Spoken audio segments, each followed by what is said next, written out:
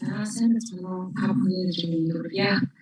За тэгэхээр бид нэр COVID-19 сар гарагийн харь орон хэмжээнд ажиллаж буй мэргэжлүүдийн нийгэм сэтгэл зүйн тусламж үйлчилгээний хэрэгцээг дотор тодорхойлсон багийн хэлтгэлээ та бүхэнд танилцуулъя гэж бодож байна. За тэгэхээр ер нь бол аливаа халдвар төвчний үед бий болоо сэтгцэн эрүүл мэндийн үр дагаварч зарим толгойн нөхөн амын бүлэг бол илүү өртөмхий байдаг. За ялангуяа халдвартай хүмүүстэй ажиллаж байгаа бид нар тэр эрүүл мэндийн тусламж үйлчилгээ үзүүлж байгаа хэмжээний мэргэжлэн за халдварын давхарлыг хязгаарлах түүнээс өрсөн сэргийлэх одоо ийм хариу арга хэмжээнд ажиллаж байгаа бусад мэргэжлүүд бол ийм бүлэгт хариулагдж орж байна. Тэгэхээр энэ бол эргээд нөгөө ажлын цаг уурт байх тэгэхээр хүмүүсийн халдвар бүртгэгчдийн өндөр байх одоо халдвар хамгааллын хэрэгсээ зарим тохиолдолд тогтмол байх за гэр бүлээс хол байх зэрэг олон хүчин зүйлүүд нь эргээд бий болоо сэтгцэн эрүүл мэндийн тодорхой хэмжээгээр нөлөөлж ийн гэж үзээд энэ талын судалгаа шинжилгээг хэрэгжүүлэх шаардлага байна гэж ингэж манай байгууллага маань харсан. За судалгаагаа тавьж танилцуулах юм бол ерөнхийдөө судалгааны зорилго маань COVID-19 сар гарагийн харь орон хэмжээнд ажиллаж буй ажилтнуудын ажлын ачаалал сэтгцэн эрүүл мэндийн байдал гарч өөрчлөлт тэдний чиглэсэн тусламж үйлчилгээний хэрэгцээг тодорхойлох зорилготой. За бид нар судалгааныхаа өсөг 2020 оны 10 сарын 1-ний өдрийн эрүүл мэндийн яамны ёс зүйн хэлтийн орны хурлаар хэлэлцүүлж авсан. За ингээд эрүүл мэндийн байгууллагын захиалгын энэ судалгааг хэрэгжүүллээ.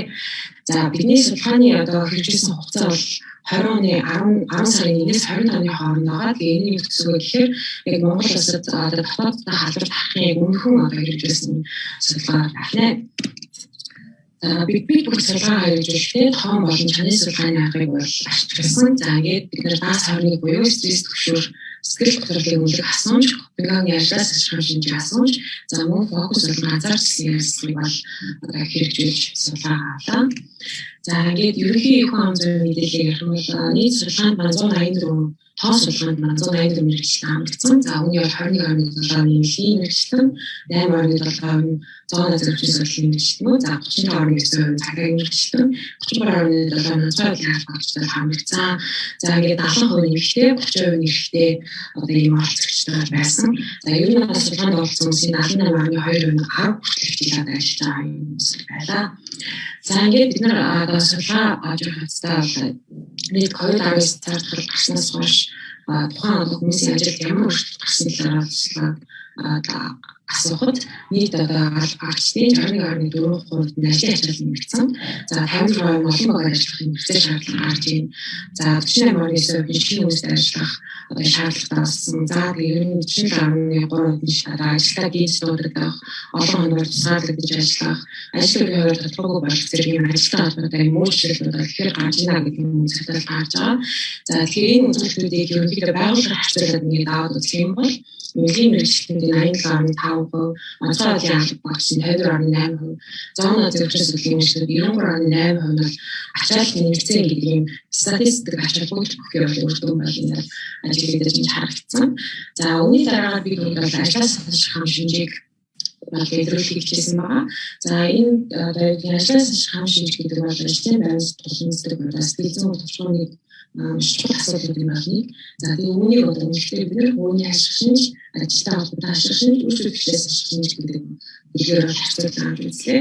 За ингээд нийт одоо харь орон хэмжээнд ажилласан алба багш 41.3% нь төвийн ашиг шинж буюу бие хөлт стресс санаагаар төвлөрөх ядрах байдал илүү илэрсэн байна.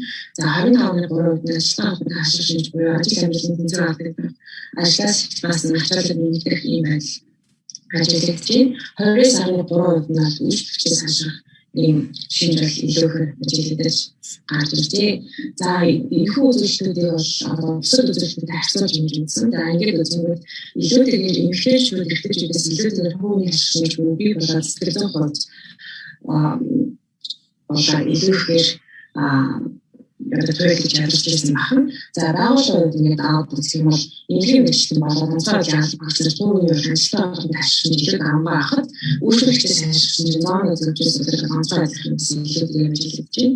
За ажлын ачаалал нэмэгдэх ажил өмгөөр толгойгүй байх за удирдлагын арга барил буруу байх зэрэг түүний ашиг илүү нэмэгдэж хахад олон багаар ажиллах шаардлагатай болох гинц дуудагдах ажлын хоорондын үйл ажиллагаа илүү байх нь ажилтаа холбоотой ашиг бас нэмэгдэж байгаа статистик хөвдөн байж ажиллаж байна.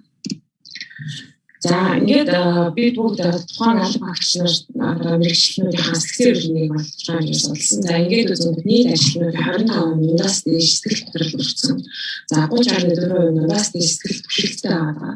За тэгээд энэ сэтгэл готрол төвшөр стрессийн түвшинээр нэг ажилттай холбоотой үүсэж байгаа асар шинжтэй хамааралтай зүйл ажиглагдаж байна. Өөрөөр хэлэх юм бол одоо ажлын ачаалал хэсэг тусан стресс түвшинээр одоо готрол нэмэгдэх юм хандлагатай байгаа нь харагдсан. За эдгээр үзүүлэлтүүд нь нас одоо энэ ажилласан жилдээ хамааралтай ажиглагдаг байна.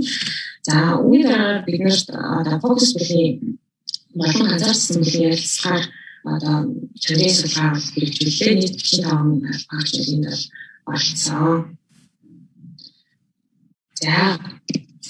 За ингээд бид нэр фокус бүлийн ярилцлага ганцаарсан ярилцлагын үр дүнд тухайн хүмүүс одоо ямар одоо ийм сэтгэл зүйн тусламж хэрэгцээ үйлчлэгээ шаардлагатай байна гэдэг одоо ийм зүйлийг тодорхойлохыг илүүх зорьсон. За ингээд үзэнгүүт нийт одоо хараар хэмжээнд ажилласан алба багш нар дараах одоо сэтгэл сэтгэл зүйн хэрэгцээ сүнжлэх шаардлагатай байна гэдгийг харуулж байна. За ялангуяа улаанаар тэмдэглэсэн хэсгүүд нийт чухал шаардлагатай аваад илэрхийлж байгаа.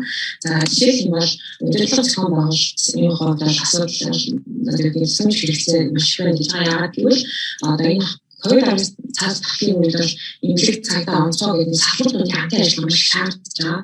Тэгэхээр энэ уялдаа холбоо зохион боловсрол байх нь ирээд асуудалтай байна. За шийдвэр гаргах түвшний хүмүүс иргэд анхаарчанд ажиллаж байгаа хүмүүсээс шийдвэр гаргах зохицуулалтыг шаардах.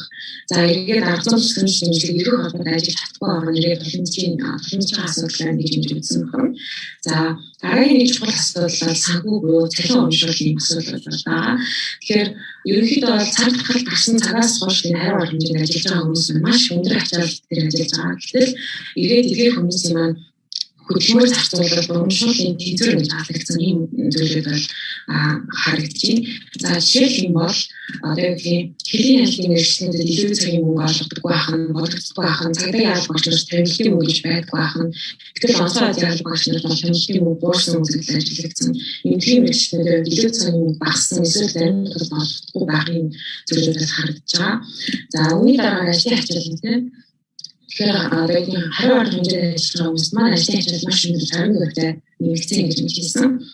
Тэгэхээр эдгээр хүмүүс маань үндсэн үргээ давхар хэрэгжүүлэхийн зэрэгцээ COVID-19-ийн хариу арга хэмжээнд ажиллаж байгаа нэгээд тэдгээр хүмүүст одоо ачаалал үүсгэх юм гэж үзэж байгаа. Тэгэхээр мэдээж эрүүл мэнд буюу бие махбодын эрүүл мэндийн төлөөх тусламжийн ажлын орчин нөхцөл хүнд байна. За хүмүүс орны харилцаа буюу гэр бүлийн асуудал дээр хэлж ажиглагдсан юм зүйлүүд байна. За тэгээд эцэст нь бүгдийг хэлэх юм бол COVID-19 одоо цаад гарцснаас хойш энэ хариу арга хэмжээнд ажиллаж байгаа хүмүүсийн хувьд сэтгцэн стресс төвшөр готрол албанаас дээш түвшин байгаа. Тэгээд мөн ажлаас ирэх хэмжээнд тодорхой хэмжээнд байна.